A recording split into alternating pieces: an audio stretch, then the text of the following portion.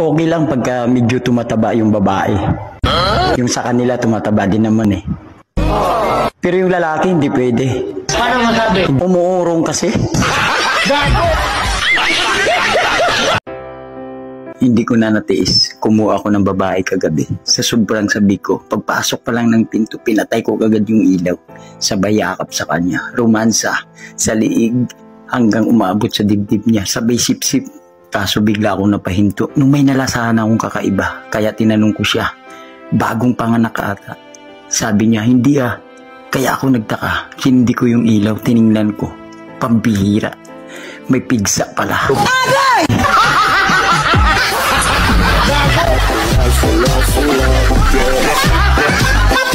Alam mo yung masakit, yung taong sobra mong kinulit, bigla ka na lang pinagpalit. Yung taong hindi mo pinagsawaan, bigla ka na lang iiwan. Mapapasigaw ka na lang talaga ng sana hindi na lang kita nakilala. Sana'y di na lang kita nakilala.